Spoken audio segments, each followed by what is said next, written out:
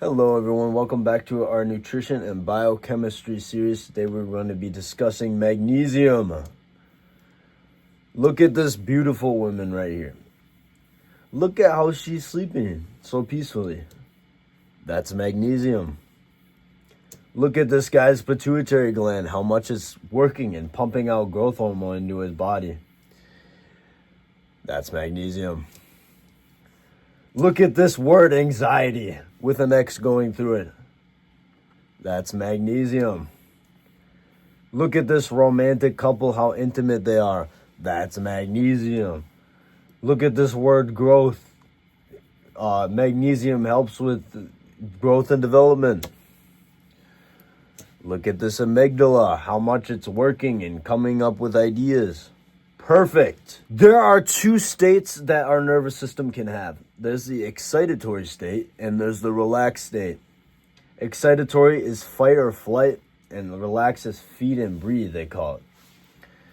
So excitatory state should be only preserved for when we're like in an emergency, when we're being chased by a saber-toothed tiger in the wild. Our relaxed state should actually be the state that we're in for most of the day. But most of us are in this fight or flight state constantly throughout the day. So let's just look at what happens throughout the fight or flight state. Okay. Cortisol and healing and growth inhibited. Okay, that's not good. Can't think, brain fog. That's not good. Anxiety, you care less about others. Back pain, tension, you tend to care more about yourself when you're in an anxiety survival state because you're trying to protect yourself, right? You get back pain, you got tension throughout your entire body, sometimes certain body parts. You get increased fat storage, you get muscle atrophy, and you get poor digestion. Is this a state that you want to be in 24 hours a day, or even 12 or 16 or even 8 hours of the day? Or most of the day? No, we would want to be in this state right here, a relaxed state, a state of growth and healing, a state that increases creativity, it increases love, and it increases romance. It is our default mode network state, which means our brain can just run peacefully and come up with ideas just naturally, just like a flow. You're in a flow state. You have more fun and you have more interesting dreams. You have increased metabolism. You have increased muscle growth. And you have increased digestion altogether. I would say the relaxed state is the state that we want to be in for most of the day. And how do we do that? Most people are in an excitatory state most of the day. They have stressful jobs and their demands for certain nutrients go up because they're being used because of the stress. So, there is one nutrient that puts you in a relaxed state more than anything else I've tried. I'm being honest with this. I've tried all these things, by the way. It's not ashwagandha. It's not Rhode Iowa. It's not even vitamin C, even though they said that vitamin C is the best supplement to reduce cortisol. It's not. I've tried it. Maybe for you it would work, right? So maybe try vitamin C on top of this. It's not melatonin. It's not GABA. You shouldn't take GABA, by the way, also because too much GABA, it messes with your thyroid, which is going to make your metabolism suck, which means you're going to put on weight easier and you're going to be able to eat less throughout the day. Who wants it? It's not tryptophan. It's not L-theanine. What is it? Where's the grabber? wait, I'm playing this out. Hold on. It is magnesium. Let's get this out of the way. Okay, how does it do this? It lowers activity of excitatory signaling in the brain. How? It lowers this excitatory neuron or whatever called glutamate. Glutamate is like the excitatory thing. It's like calcium. It's excitatory to the brain. And magnesium regulates and lowers glutamate when we don't need it. which is the brain's excitatory neurotransmitter. So it's the opposite of the excitatory state. And the thing is I tried it, right? This isn't just some like information video. Of course, I'm giving you information and stuff, but this is a personal account by me. I tried 4 capsules of magnesium before bed, and I got the deepest sleep. I got the most vivid dreams of like my entire life, and I had 4 dreams in one night. So that just says something right there. So take magnesium. Magnesium is your secret pill. If you have sleep apnea, if you have sleep problems or anything, you can't get to bed, you haven't been having dreams, which means you haven't been having deep sleep, take magnesium. Let's look at magnesium deficiency. About 48% of the population is magnesium deficient. Now, how do you know if you're magnesium deficient? What are the signs? Keep in mind, right? All these signs, every single symptom of anything could also mean something different. So that's why I put some more possibilities on the side here. Fatigue could also mean potassium deficiency. And magnesium, a lot of the symptoms of magnesium deficiency and potassium deficiency overlap. So maybe if you're having these symptoms, have magnesium plus potassium, because magnesium and potassium actually work together. So it could also be a potassium deficiency that you have fatigue. Also, low mood could also mean a vitamin D deficiency. So you could take a vitamin D3 supplement. Poor sleep, it could also mean poor sleep, which means you're not active enough throughout the day. If you're not active enough throughout the day, think about those days where you were like on vacation doing so much, right? You would sleep in the hotel room like a baby, wouldn't you? And that's because you were active throughout the day. Your brain was active and your body was active. There's 2 types of exhaustion. There's physical exhaustion and there's mental exhaustion. Do you ever wonder why you go to sleep, you lay down to go to sleep, and your brain is just racing with all these thoughts? That's because you haven't used your brain up enough throughout the day to exhaust your brain to completely just be like dead and like static, and then you just fall asleep. Like, that's the best way to go out, right? And also another symptom could be, get this thing out of the way. How do I get this thing out of the way right here? Ooh, could just hit tab. But cramping and twitching could also mean a potassium deficiency. It could also mean a calcium deficiency. It could also mean a sodium deficiency. So any one of these. And it could also mean low vitamin D absorption.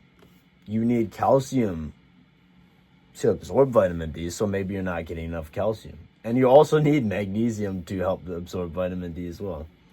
And actually zinc. So like literally you gotta catch them all, you know, when it comes to nutrients, you gotta catch them all.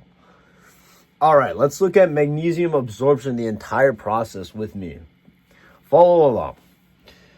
There are 15 types of magnesium. Can you believe that? I'm not going to list all of them on this video right now, but I'll list a few. Whoa, why am I onto this slide now? Chill out. Where am I? No! Okay.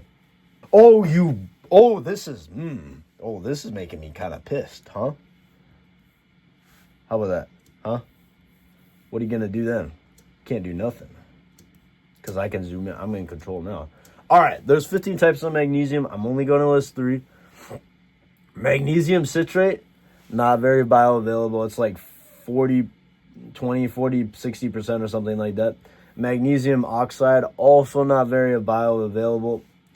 And then we have magnesium glycinate. Whoa, let's look at this for a second. I think it's like 90% bioavailability. So that's pretty good. Let's look at the natural way to get magnesium though. It usually comes in like leafy greens and stuff. Why does it come in leafy greens? Well, if we look at what makes the leaf green in the first place, it's actually chlorophyll. And what is in the center, in the heart of a chlorophyll molecule? It's actually magnesium, right at the heart, right in the center there. So you can get your magnesium from leafy greens. You can also get it from dark chocolate a little bit. Those are like the emergency like sources if you need it. If you don't have a magnesium glycinate supplement. But magnesium glycinate supplement, I swear, it works wonders. I tried it. Let's look at the digestion of magnesium. All right, here's magnesium. It goes into the mouth. It goes down into the stomach. And you actually need acid, a certain amount of acid to help break it down to digest easier. So hydrochloric acid, which is produced by the stomach. If you're not making enough hydrochloric acid, maybe your stomach isn't acidic enough, you could take betaine hydrochloride to help break down the magnesium even more, make it more digestible, and make it more usable. So the magnesium gets broken down into little pieces here. It gets absorbed a little bit at the duodenum.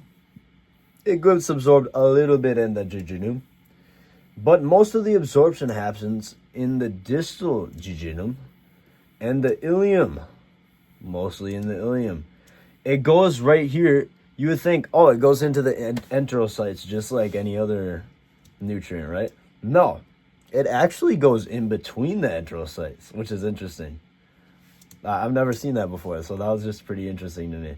So let's take a closer look. It goes even deeper, right into in between the enterocytes, straight into the bloodstream, just like that. And that's how it gets into your body. Very interesting. All right. Now, let's look at magnesium as a whole. Everything about magnesium. The daily value is 420 milligrams a day you should be getting. Which is interesting, because if you look at the upper limit here, it says 350 milligrams. What? That's lower than the daily value, right? But this is for supplements. So the upper limit, I've taken more than the upper limit on supplements, but I'm just experimenting. Probably don't copy me. I'm not sure. But it's suggesting that you get probably 350 milligrams at most from supplements and the rest of your daily intake from food. So you cannot just take magnesium. There's so many other factors here. Because there's so many things that inhibit the absorption. Let's look at what inhibits the absorption of magnesium. So many things. This is probably why you're magnesium deficient. It's because all these things are blocking it. There are compounds found in nuts and seeds and plants and vegetables like phytic acid can reduce magnesium absorption to a large degree. Oxalates, which is found in like spinach and dark leafy greens, can inhibit magnesium. High zinc, if you're taking high zinc, then if you're taking like even a general amount of zinc while you're taking magnesium, magnesium won't be absorbed, the zinc will be absorbed. If you're having high phosphate levels, if you have high calcium levels even, spread your magnesium supplement out from the time that you're even drinking milk. If you're having high iron while you're having magnesium, spread your magnesium supplement out from when you're having high iron foods like red meat. If you're having high copper, if you're eating things like liver, separate your magnesium supplement from that at least 2 hours apart. Even insoluble and fermentable fiber can reduce magnesium absorption. And also high dosing at once can also actually inhibit magnesium absorption. So the best way to take magnesium would be to spread it out throughout the entire day in small doses. Now, what enhances the absorption? Probably like two things, right? Lower the spread out the dosing. So just have a little less, but spread it out throughout the day. And also fermentable prebiotic carbs. I just take a prebiotic supplement. It's easier than eating like onions and garlic that make your breath smell horrible anyway. So I'm not going to have that. And next we have source recommendations. These are my source recommendations. Let's look at it real quick. All right, let's look at pumpkin seeds, 156 milligrams. Not that much. Honestly, not even that much, right? And pumpkin seeds, to eat 100 grams, you'd have to eat like a big handful, which also has phytic acid at the same time. and all these anti-nutrient compounds that's gonna block the magnesium anyway. So, frick that. What? Cross that out. Why is it going? Why is it not going on top? I don't know. Almonds also have phytic acid. Let's cross that out. Shredded wheat doesn't even have that much. I mean, if you want to eat shredded wheat for a magnesium source. I mean, I loved shredded wheat when I was a kid. I ate it with my cereal and everything. It tasted so good. I would have it every here and there. But I wouldn't consider it a general source for magnesium. Only 61 milligrams. You'd have to eat so much. And even a baked potato, which has a lot of potassium in it, that's good. You should have baked potatoes. But it only has 43 milligrams. So you'd have to eat a lot. What gives, right? So what's my recommendation? A magnesium glycinate supplement. Mine has 750 milligrams a serving. That's incredible. Go find yourself a brand like that. It's amazing. And it works because it put me right to sleep. And I haven't seen any negative side effects yet. So I think the negative side effects are only like if you take too much, which is like nausea, diarrhea, and stuff like that.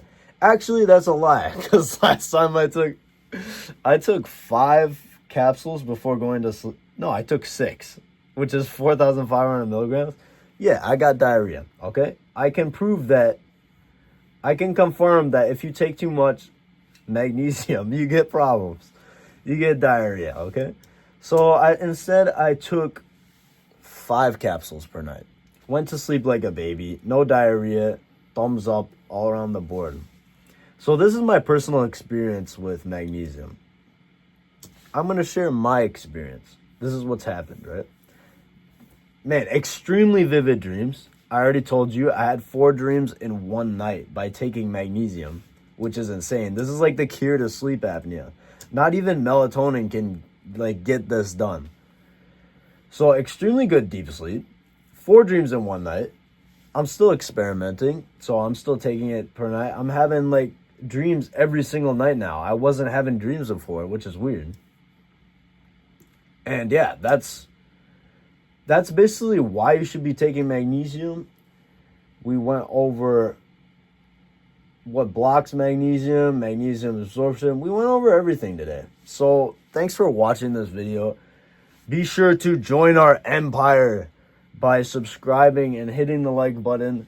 And I'll see you for more nutrient. I'm sorry I haven't done more uploads recently. I will try and get more consistent. I will actually try, guys. I will actually try and get more consistent and pump out some more nutrition videos, nutrition and biochemistry videos for you. And thanks for watching this video. I love you guys. I hope you have a great rest of your day, and goodbye.